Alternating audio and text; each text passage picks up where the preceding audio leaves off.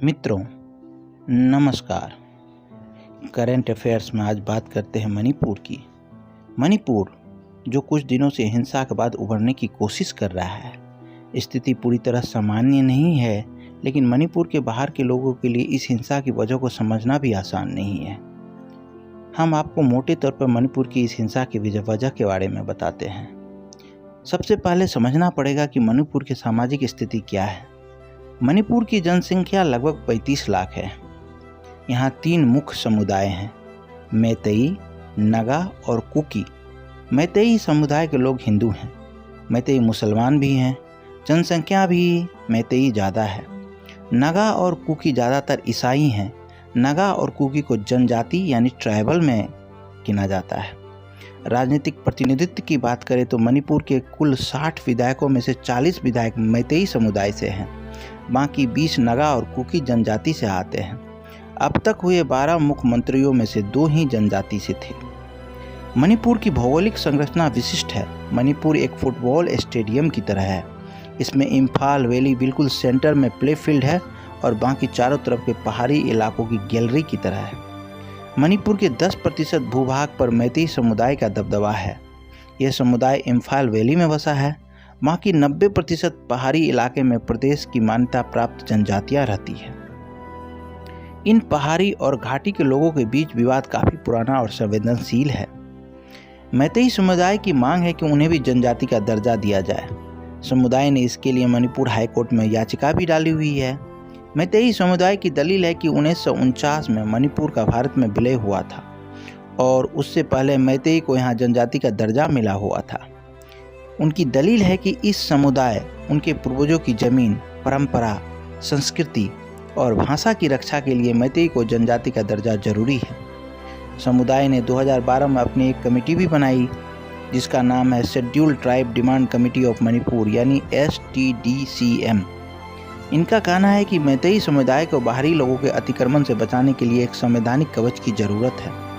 वे कहते हैं कि मैतेई को पहाड़ों से अलग किया जा रहा है, जबकि जिन्हें जनजाति का दर्जा मिला हुआ है वो पहले से ही सिकड़ते हुए इम्फाल वैली में ज़मीन खरीद सकते हैं। लेकिन जो जनजातियां हैं वे मैतेई समुदाय को जनजाति का दर्जा देने का विरोध कर रहे हैं। इन जनजातियों का कहना है कि मैतेई जनसंख्या में भी ज़्यादा है और राजनीति में भी उनका दबदबा है। जनजातियों का कहना है कि मैतेई समुदाय आदिवासी नहीं है। उनको पहले से ही SC और OBC आरक्षण के साथ साथ आर्थिक रूप से पिछड़े वर्ग का आरक्षण मिला हुआ है और इसके फायदे भी मिल रहे हैं। उनकी भाषा भी संविधान के 8वीं अनुसूची में शामिल है और संरक्षित है। ऐसे में मैतेई समुदाय को सब कुछ तो मिल ही जाना चाहिए। अगर उन्हें और आरक्षण मिला तो फिर बाकी जनजातियों के लिए नौकरी और कॉलेजों में दाखिला मिलने के मौके कम हो जाएंगे। फिर मैतेई समुदाय को भी पहाड़ों पर ज़मीन खरीदने की इजाज़त मिल जाएगी और इससे उनकी जनजातीय और हाशिए पर चली जाएगी। हाल में ही मणिपुर हाईकोर्ट ने मैतेई ट्राइब यूनियन की एक याचिका पर सुनवाई करते हुए राज्य सरकार से कहा कि वो मैतेई समुदाय को जनजाति का दर्जा दिए जाने को लेकर विचार करे। 10 सालों से ये डिमांड पेंडिंग है। इस पर कोई संतोषजनक जवाब नहीं आता है तो आप अगले 4 हफ्ते में बताएं। कोर्ट ने केंद्र सरकार की ओपिनियन भी मांगी थी। कोर्ट ने अभी मैतेई समुदाय को जनजाति का दर्जा देने का आदेश नहीं दिया है, सिर्फ एक ऑब्जर्वेशन दी है। लेकिन ये बात सामने आ रही है कि कोर्ट की इस ऑब्जर्वेशन को गलत समझा गया।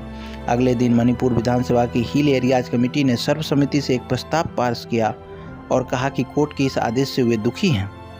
उनका कहना था कि कमेटी एक संवैधानिक संस्था है और उनसे भी सलाह मशवरा नहीं लिया गया।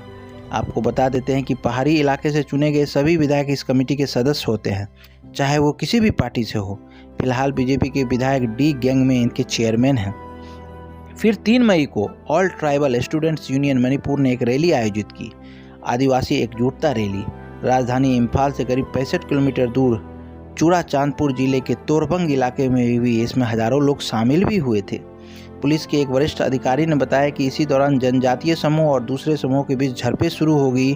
फिर ये हिंसा दूसरी जगह भी फैली। लेकिन हिंसा के पीछे कुछ और भी कारण होने की बात भी कही जा रही है। जैसे मणिपुर में सरकार के समर्थकों का कहना है कि जनजातीय समूह अपने हितों को साधने के लिए मुख्यमंत्री N वीरेंद्र सिंह को सत्ता से हटाना चाहते हैं, क्योंकि उन्होंने ड्रग्स के खिलाफ जंग छेड़ रखी है। बातें बहुत प्रकार की हैं, क्या सही है क्या नहीं है ये तो बात का विषय है। लेकिन हिंसा की वजह से लगभग 9,000 लोग विस्थापित हुए हैं। मणिपुर के कई लोग राज्य छोड़ के असम की सीमा में दाखिल हो गए हैं।